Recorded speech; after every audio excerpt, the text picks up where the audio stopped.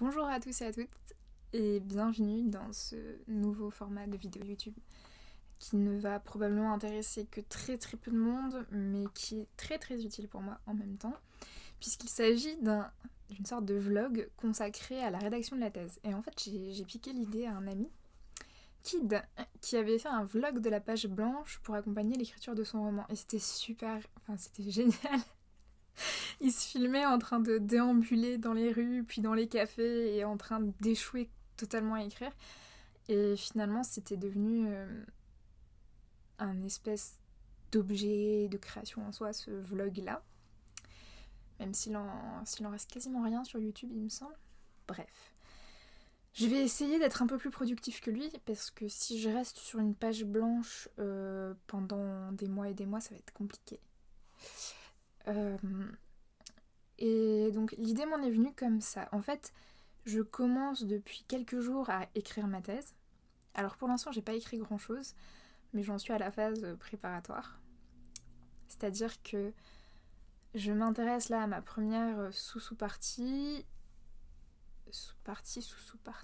bref, à la première unité de ma thèse dans la granularité que j'ai construite. Et la phase préparatoire, alors j'avais demandé leur avis à des gens sur Twitter pour savoir si c'était une bonne idée de commencer par une phase de quelques jours où on réunissait en fait toutes les notes qu'on pouvait avoir sur le sujet, tous les exemples qu'on voulait citer, aussi une phase où on pouvait faire les dernières recherches ou lectures sur le sujet. Et bon, on m'avait dit que c'était une bonne idée, sauf qu'il va falloir que je gagne en efficacité parce que là ça fait quand même un petit moment que j'ai commencé ça et j'ai l'impression pas de perdre du temps, mais d'être en train de trop creuser un sujet. Au sens où, alors cette première sous-partie concerne le format forum en tant que format dans son histoire. Et bon, je suis un petit peu obligée de commencer par là, et c'est pas vraiment une partie strictement littéraire. Je pensais que ce serait plus facile du coup parce que je suis pas vraiment dans l'analyse d'une situation. Je suis pas en train d'analyser des textes ou de trouver des idées de création d'outils poétiques. Mais en fait, c'est pas si évident parce que finalement, j'ai fait quelques lectures bien sûr sur l'histoire du web et sur la sociologie du numérique et tout ça, mais finalement, le format forum, c'est pas le format le plus étudié. Tout simplement parce que les études sur le web se sont progressivement développées depuis les années 90, et c'est normal. On a beaucoup plus d'études qui portent aujourd'hui sur le web parce que c'est un objet qui s'est légitimé, qui s'est normalisé au sein de l'université, qu'il y a 10 ans ou il y a 20 ans. Or, le format forum, il intéressait beaucoup les chercheurs en 2000-2010. Aujourd'hui, le fait que ce soit un format non pas obsolescent, parce que en réalité ça dépend des communautés de pratique. Si vous allez du côté des ingénieurs, ils se servent encore de forums pour poser des questions sur des lignes de code et tout ça. Et si vous allez du côté des gens qui recherchent des informations auprès de pairs sur la santé par exemple, ça se passe encore sur des forums. Tout simplement parce que les forums vous permettent de rencontrer des gens que vous ne connaissez pas déjà. À l'inverse des réseaux sociaux qui vont privilégier une forme de socialité préexistante. Sociabilité, pardon. Je me suis perdue, je crois. Oui, ce que je voulais dire, c'est que les forums existent encore, ils sont encore très fréquentés, dans certains domaines beaucoup moins qu'il y a 10 ou 15 ans, mais ce ne sont plus les formats à la mode, maintenant c'est plutôt les réseaux sociaux. Parce qu'on a cru, en toute bonne foi, pendant longtemps, que les forums allaient devenir le summum de ce qu'on appelait la communauté virtuelle. C'était un objet d'intérêt, on va dire, qui est assez ancien en fait, qui date d'avant les débuts du web, donc au tout début d'Internet, lorsqu'on avait des communautés d'universitaires et de hippies qui ont commencé à bidouiller du code et à investir les espaces numériques. En fait, ce qui les intéressait, c'était de faire société autrement, donc de créer des communautés virtuelles.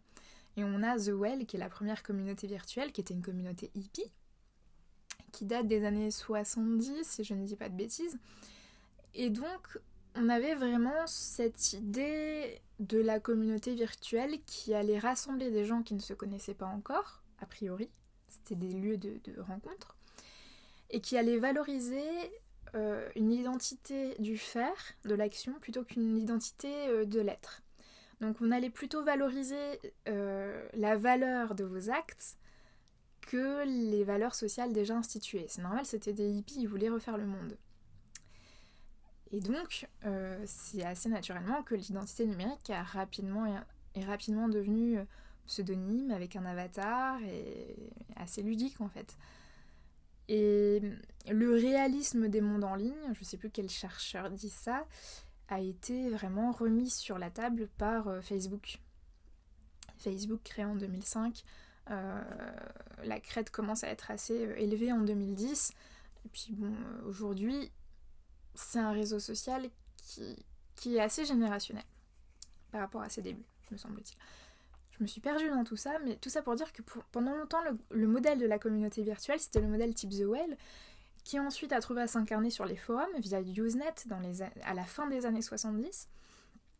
Quand le Internet a commencé à s'ouvrir au grand public, et notamment avec la création du web, on a eu encore ce modèle-là qui a été important pendant longtemps, des forums, et c'est avec la création des réseaux sociaux et d'une identité numérique plus réaliste, ou en tout cas plus conforme à l'identité sociale, que le format forum a commencé à tomber en déshérence, à part, comme on l'a vu, dans certains cas où il se justifie parce que vous avez besoin de rencontrer des gens que vous ne connaissez pas déjà. Par exemple, vous avez un problème de santé bizarre, dans vos cercles proches, vous êtes à peu près certain que personne va être concerné, donc vous avez besoin de rencontrer d'autres gens. Ou, typiquement, vous écrivez de la poésie, vous avez 17 ou 18 ans, dans votre lycée vous êtes le seul, vous avez besoin de rencontrer des inconnus qui font la même chose.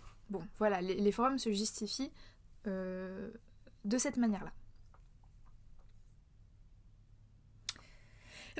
Mais du coup, ce que je voulais dire, c'est que la recherche dans les années 2010 sur les forums était plus vivace que la recherche sur les forums aujourd'hui. Et c'est même plus que ça. Je suis allée faire un petit tour sur HAL et j'ai observé en fait les sujets de recherche. Alors c'était pas représentatif, il n'y a pas tout ce qui a été écrit sur les forums, mais dans les années 2010, on s'intéressait beaucoup aux forums en tant que tel. En tant qu'architecte, on essayait de décrire son fonctionnement, on essayait de le définir, c'était beaucoup de linguistes qui essayaient aussi d'analyser les interactions sur le forum, comment ça fonctionne, est-ce que c'est pareil qu'en face à face, est-ce que c'est plutôt oral, est-ce que c'est plutôt écrit, bon. Voilà, alors qu'aujourd'hui, les études qui portent sur les forums vont plutôt être des études thématiques, au sens où on va étudier non pas le forum comme architecte, mais on va étudier quelque chose qui se passe sur un forum. Par exemple, comment est géré le deuil périnatal par une communauté de mères sur un forum qui est consacré. Donc peut-être plus des études sociologiques. Évidemment, ça, je le dis à gros traits, il faudrait que je fasse une analyse plus fine de ça, mais en tout cas, aujourd'hui, les études plus globales qui vont porter sur des formats numériques ne vont pas porter sur les forums. Or, comme je disais, les études sur des formats numériques sont beaucoup plus nombreuses aujourd'hui qu'il y a 10 ou 20 ans. Ce qui signifie en fait que quantitativement, la quantité d'études portant sur le format forum est faible.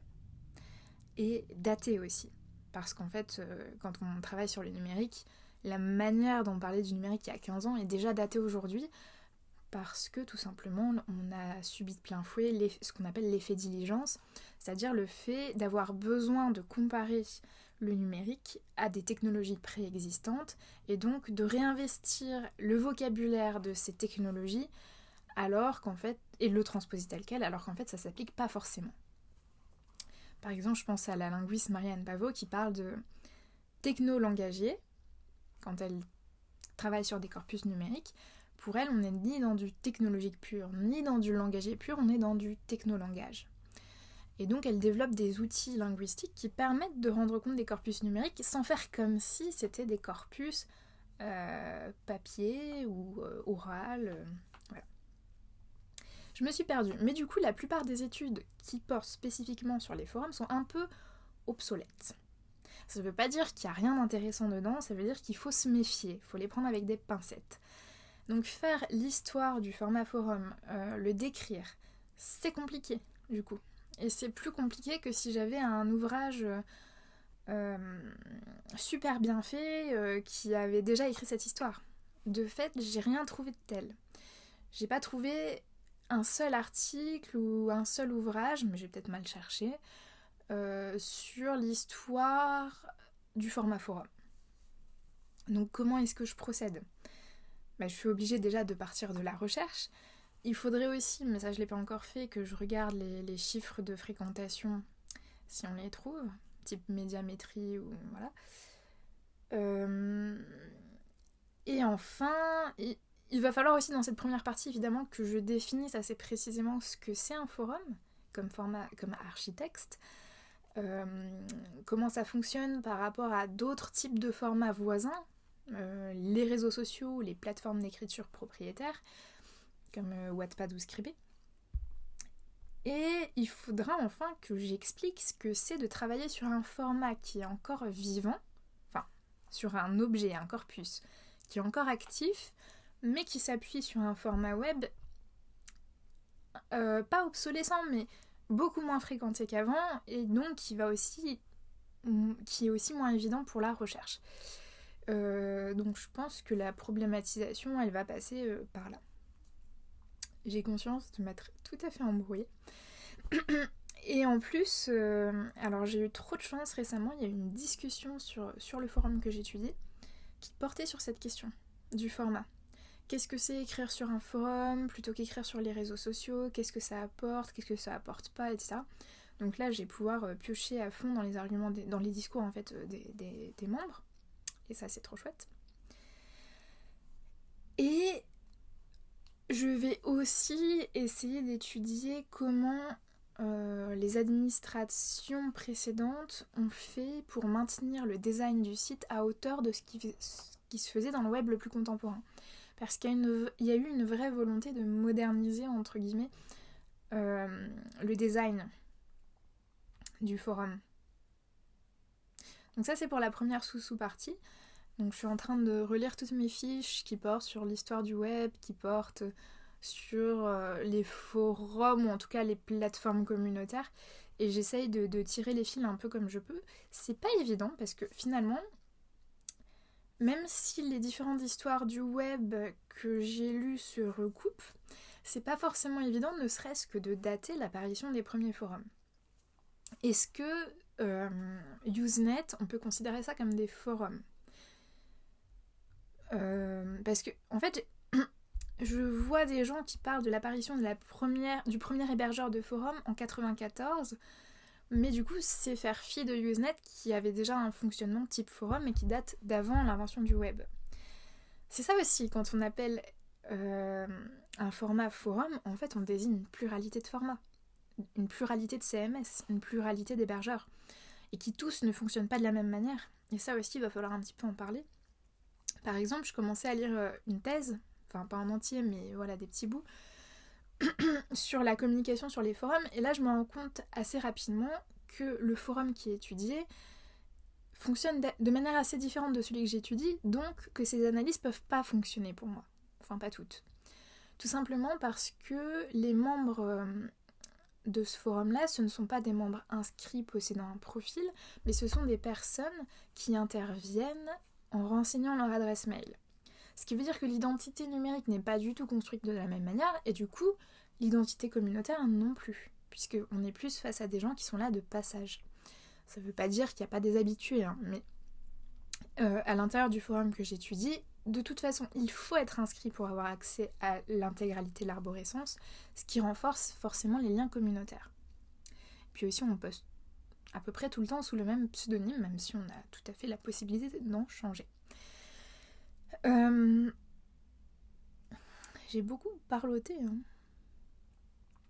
Je sais même plus pourquoi je disais ce que je disais en dernier, là.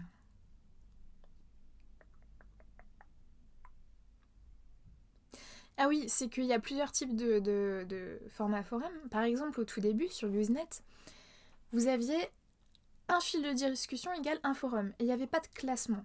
Donc on avait une logique finalement assez proche de celle des fils d'actualité sur les réseaux sociaux, avec une obsolescence très rapide des sujets de discussion, parce que vous imaginez, mettons qu'il y ait 100 personnes qui initient un nouveau sujet par jour, donc un nouveau forum, un nouveau fil, ça veut dire que ça disparaît assez rapidement. Et donc il y a aussi beaucoup de risques de redondance. Enfin, ça fonctionne comme ça, les membres s'approprient la chose comme ça.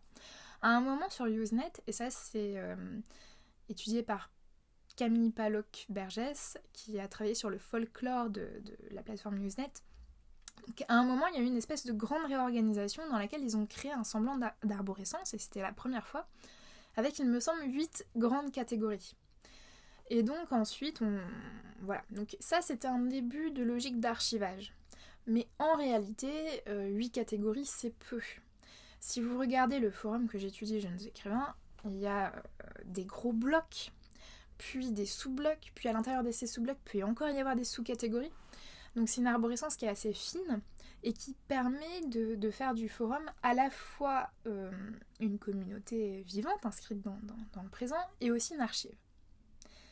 Et ça permet aussi à certains sujets de s'inscrire dans le temps et d'être alimentés parfois sur plusieurs décennies. Je pense à un topic que j'avais étudié pour un colloque, vos poèmes préférés, qui a été ouvert en 2007, je crois, et qui est encore abondé aujourd'hui. Donc le topic fait plus de 50 pages, fois 15 messages, je crois. Et en fait, il a été alimenté en continu depuis 2007. Et ça veut aussi dire qu'il est... Bon, un topic épais comme ça, il est plus forcément consulté depuis le début, hein, mais il y a certains topics qui sont assez collaboratifs, un peu en type wiki, qui vont continuer à être abondés sur le temps long et qui vont continuer à être consultés sur le temps long aussi. Typiquement, les topics qui vont être des fiches conseils pour l'écriture ou consacrés à des savoirs concernant le milieu de l'édition. Et qui vont être constamment enrichis, et en général, la personne qui a initié le topic peut éditer le premier message du topic pour rajouter les informations qu'on a données à la fin. Donc voilà, il y a vraiment une logique d'archivage, de conservation et de consultation de contenu déjà ancien. Ce qui n'était pas le cas avec Usenet, dans les débuts en tout cas. Et donc, ce qu'on appelle forum aussi, c'est un format qui lui-même possède une histoire et qui trouve à s'incarner dans plusieurs formats cohabitant au même moment. Moi, ça m'a frappé quand je voyais les captures d'écran de certains forums dans des études qui dataient par exemple de 2010. Je trouvais que ça faisait ultra vieillot, alors même que le forum que j'étudie existe depuis 2005, que j'y suis arrivée en 2010, et que déjà à cette époque, même quand je regarde les captures d'écran de l'époque sur Web Archive, il avait pas l'air vieillot comme ça. Donc voilà, même ça, même les designs de ces plateformes à une même époque peuvent sembler dater d'époques différentes. Donc, là c'est très en vrac tout ce que j'ai dit, mais globalement c'est ça. On va faire l'histoire du web, et à l'intérieur de l'histoire du web, d'internet, pardon, justement, il va bien falloir montrer que le format forum c'est un format qui chevauche les premiers temps d'internet et l'arrivée du web. Expliquer aussi ce que c'est le langage d'édition du BB Code, Bulletin Board, machin truc. Il va falloir aussi problématiser la question des usages et des fréquentations de ce type de format par rapport à d'autres formats. Du fait que ça paraît un format un peu vieillot, y compris à l'intérieur de la recherche. Et qu'est-ce que c'est du coup d'étudier ce format aujourd'hui? Comment c'est vécu par les membres? Est-ce qu'ils ont l'impression d'être des dinosaures?